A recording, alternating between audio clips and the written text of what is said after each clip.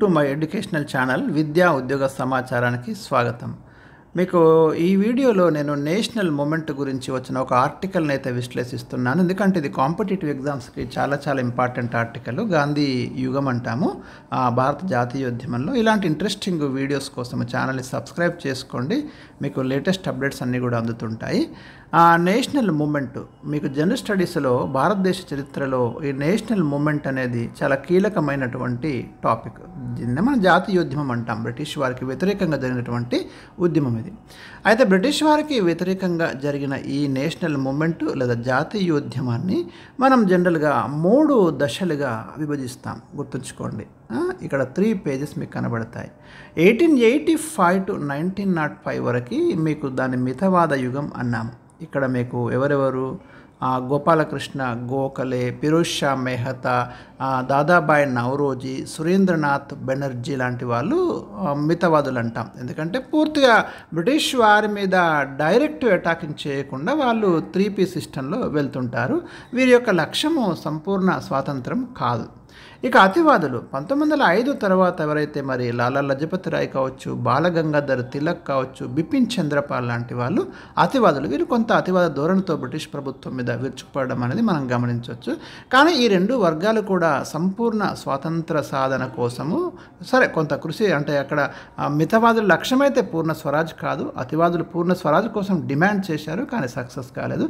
కానీ ఎప్పుడైతే గాంధీ 1919 నుంచి 1947 వరకు గాంధీ పీరియడ్ అంటాము, ఆ దశలో మాత్రము గాంధీజీ ఎక్కువ మందిని జాతీయోద్యమంలోకి మొబిలైజ్ చేసి తీసుకువచ్చి పూర్ణ స్వరాజ్ లేదా సంపూర్ణ స్వాతంత్రం సాధించడంలో సక్సెస్ అయ్యాడు. మరి ఆ దశ గురించి ఇక్కడ డిస్కస్ చేస్తాం మనం. మహాత్మా గాంధీ ఇదంతా మీకు ఎక్స్ప్లెయిన్ చేసిన ఎప్పటి నుంచి ఎప్పటి వరకు గాంధీజీ పీరియడ్ ఇది అండి. గాంధీజీ పీరియడ్ 1919 నుంచి 1947 వరకు గాంధీ శకం అంటాం. మెయిన్ బుల్లెట్ పాయింట్స్ చెప్తాను. మోహన్ దాస్ కరమ్చంద్ గాంధీ అని పిలుస్తాం పూర్తి పేరు. ఓకే, ఇక్కడ నుంచి మీరు నెక్స్ట్ అయితే గాంధీజీ బారిస్టర్ ఇంగ్లాండ్లో చదివి ఇండియాకి వచ్చిన తర్వాత 1893లో సౌత్ ఆఫ్రికా వెళ్తాడు. ఆ తర్వాత ఎప్పుడు రిటర్న్ వస్తాడు మళ్ళీ ఇండియాకి అంటే 1915 జనవరి 9న ఇండియాకి రావడం జరిగింది. దీన్నే మనము ప్రవాస భారతీయ దివస్గా జరుపుకుంటున్నాం. ఎన్ఆర్ఐ డే అని సెలబ్రేట్ చేసుకుంటున్నాం. అయితే గాంధీజీ ఇంతకీ సౌత్ ఆఫ్రికా ఎందుకు వెళ్ళాడు, అక్కడ ఏం జరిగింది కూడా ఇక్కడ డిస్కస్ చేద్దాం. చూడండి, ఇక్కడ మీకు ఒక పారాగ్రాఫ్లో ఇవ్వడం జరిగింది. దక్షిణాఫ్రికాలో స్థిరపడ్డ పోర్బందర్కు చెందిన దాదా అబ్దుల్లా సేట్ తరపున వాదించడానికి గాంధీజీ అప్పటికే మరి లాయర్గా ఉన్నాడు కాబట్టి ఆ దాదా అబ్దుల్లా సేట్ తరపున వాదించడానికి లీగల్ అడ్వైజర్గా 1893లో గాంధీజీ దక్షిణాఫ్రికా వెళ్ళడం జరిగింది. ఇక అక్కడ భారతీయులు ఉన్నారు సౌత్ ఆఫ్రికాలో. అప్పుడు అక్కడ బ్రిటిష్ వాళ్ళ అడ్మినిస్ట్రేషనే ఉంది. సో అక్కడ భారతీయులకు వ్యతిరేకంగా బ్రిటిష్ వాళ్ళు తీసుకున్నటువంటి అనేక అంశాల మీద గాంధీజీ ఫైట్ చేయడము, సత్యాగ్రహాన్ని అక్కడనే మొదలుపెట్టడము, నాటాల్ రాష్ట్రంలో సక్సెస్ కావడము, తర్వాత నాటాల్ ఇండియన్ కాంగ్రెస్ అనే సంస్థను 1894లో స్థాపించడము, ఇవన్నీ కూడా చాలా ఇంపార్టెంట్ అండి గాంధీకి సంబంధించి. మరి ఇంకా కొన్ని మెయిన్ పాయింట్స్ ఇక్కడ నేను చెప్తాను. బ్రిటిష్ వాళ్ళు 1906లో ఒక చట్టం తీసుకొస్తారు సౌత్ ఆఫ్రికాలో. ఏం చట్టం అంటే ఏషియాటిక్ లా అమెండ్మెంట్ చట్టాన్ని రూపొందిస్తూ భారతీయుల వేలి ముద్రలు ఉంటాయి కదా, తంబు, దాన్ని ప్రభుత్వ రికార్డులో రిజిస్టర్ చేస్తారు. ఇగో ఈ చట్టానికి వ్యతిరేకంగా గాంధీజీ సౌత్ ఆఫ్రికాలో మొట్టమొదటిసారిగా సత్యాగ్రహం అనే అస్త్రాన్ని అక్కడ ప్రయోగించడం జరిగింది. ఇండియాకి వచ్చిన తర్వాత 1917లో ఈ అస్త్రాన్ని ప్రయోగించడం జరిగింది. బట్ సౌత్ ఆఫ్రికాలో మీకు అప్పుడే 1906లో వచ్చిన చట్టానికి వ్యతిరేకంగానే దాన్ని తీసుకోవడం జరిగింది. ఇది ఇంపార్టెంట్. 1903లో గాంధీజీ ఇండియన్ ఒపీనియన్ అనే పత్రికను సౌత్ ఆఫ్రికాలో ప్రారంభిస్తున్నాడు. ఇది వెరీ ఇంపార్టెంట్ పాయింట్. సో అక్కడ మీకు గాంధీజీ సౌత్ ఆఫ్రికాలో ఉన్నప్పుడే మీరు చూడండి, ఇక్కడ ఒక బిరుదునైతే తీసుకున్నాడు. కైజర్ ఈ హింద్ అనే బిరుదును అక్కడనే మీకు తీసుకోవడం అనేది జరిగింది. అది కూడా చాలా ఇంపార్టెంట్ పాయింట్. సో ఒక్కసారి ఇంకా మనము మెయిన్ పారాగ్రాఫ్కి వద్దాము. ఇవన్నీ కూడా మనకి సౌత్ ఆఫ్రికాలో గాంధీజీ సాధించినటువంటి విజయాలు. ఓకే, గాంధీజీ 1915 జనవరి 9న స్వదేశానికి ఇండియాకి తిరిగి రావడం జరిగింది. 1893 నుంచి 1915 వరకు అక్కడ ఉన్నాడు. వచ్చిన తర్వాత అహ్మదాబాదులోని సబర్మతి వద్ద ఒక ఆశ్రమాన్ని ఏర్పాటు చేసుకున్నాడు. చాలా ఇంపార్టెంట్ అండి. అహ్మదాబాద్ సబర్మతి నది ఒడ్డున ఉంటుంది. అక్కడనే ఒక ఆశ్రమాన్ని ఆయన ఎస్టాబ్లిష్ చేసుకోవడం అనేది జరిగింది. 1916లో మీకు ఇక్కడ ఈ ఆశ్రమం ఏర్పాటు చేసినట్టు మనకు తెలుస్తుంది. 1916 నుంచి 1936 వరకు ఆయన అక్కడనే నివసించడం కూడా జరిగింది. ఆ తర్వాత మహారాష్ట్రలోని వార్దా సమీపంలో సేవాగ్రామ్ అనే నివాసాన్ని ఏర్పాటు చేసుకున్నాడు. ఆఫ్టర్ 1936 తర్వాత సేవాగ్రామ్ అనే ఒక నివాసాన్ని గాంధీజీ ఏర్పాటు చేసుకోవడం అనేది జరిగింది. ఇక ఇండియాలో గాంధీజీ తీసుకున్నటువంటి మూమెంట్స్ ఒకసారి చూస్తే ఫస్ట్ మీకు చంపారాన్ సత్యాగ్రహం వెరీ వెరీ ఇంపార్టెంట్. ఇది భారతదేశంలో మహాత్మా గాంధీ చేపట్టిన మొట్టమొదటి సత్యాగ్రహం, గుర్తుంచుకోండి, వెరీ వెరీ ఇంపార్టెంట్. ఎందుకు ఈ మూమెంట్ తీసుకొస్తున్నాడంటే గాంధీజీ అప్పుడు బీహార్లోని చంపారణ్ డిస్ట్రిక్ట్ అండి, ఇక్కడ భారత రైతాంగానికి సంబంధించి బ్రిటిష్ వారు తీసుకున్నటువంటి ఒక వ్యతిరేక నిర్ణయము ఈ మూమెంట్కు కారణం. ఈ ప్రాంతంలో తీన్ కథీయ పద్ధతి అనేది ఇంప్లిమెంటేషన్లో ఉంది. బ్రిటిష్ వాళ్ళే తీసుకొచ్చింది ఈ పద్ధతి. అక్కడ ప్రతి రైతు తాను సాగు చేస్తున్న భూమిలో 3/20 3/20 వంతు భూమిని బలవంతంగా నీలి మందు సాగు కోసం, ఇండిగో పంట కోసము కేటాయించాల్సి ఉంటుంది. అయితే ఈ సాగు చేసే రైతులు స్థానిక జమీందారులకు షరాబేసి లేదా తవాన్ అనే ట్యాక్స్ కూడా చెల్లించాల్సి వచ్చేది. మరి ఈ షరాబేసి అంటే శిస్తు పెంచడం, తవాన్ అంటే ఏక మొత్తంలో నష్టపరిహారం చెల్లించడం, ఇవన్నీ ఇక్కడ ఉన్నాయి కండిషన్స్. ఉద్యమకారుడు అప్పుడు ఈ చంపారానికి గాంధీజీని ఇన్వైట్ చేసింది ఎవరు అంటే రాజ్ కుమార్ శుక్ల. ఈ ప్రశ్న చాలాసార్లు వస్తుందండి. చంపారణ్ మూమెంట్లో గాంధీజీ పాల్గొనేలాగా చేసింది ఎవరు అంటే రాజ్ కుమార్ శుక్ల ఆహ్వానం మేరకే గాంధీ నీలిమందు సాగు చేసినటువంటి రైతుల యొక్క స్థితిగతుల విచారణకు అక్కడికి వెళ్ళి స్వయంగా ఒక మూమెంట్ని తీసుకురావడం అనేది జరిగింది. గాంధీజీతో పాటు జీబీ కృపలాని, బాబు రాజేంద్ర ప్రసాద్, మహాదేవ్ దేశాయ్, మజహరుల్ హక్, నరహరి పారిక్ తదితర నాయకులు పాల్గొన్నారు. 1916లో ఇది అంటే మీకు చంపారన్ 1917లో జరిగింది. 1916లో ఇండియన్ నేషనల్ కాంగ్రెస్ సమావేశంలో మహాత్మా గాంధీ రైతు నాయకులైన బ్రిజ్ కిషోర్ అండ్ రాజ్ కుమార్ శుక్లాతో కలిసి ఉద్యమాన్ని నడపాలని భావించాడు. 1917 ఏప్రిల్ 10న ఈ మూమెంట్ మొదలైంది. Very very important. Champaran movement ఎప్పుడు స్టార్ట్ అయింది అంటే ఇక్కడ స్టార్ట్ అయింది. మీకు చాలా చాలా ఇంపార్టెంట్. అయితే బలవంతంగా మరి నీలి మందు పంటను రైతుల చేత పండింపజేస్తున్నారు బ్రిటిష్ వాళ్ళు. సో దానికి వ్యతిరేకంగా ఇక్కడ మూమెంట్ అనేది మొదలైంది.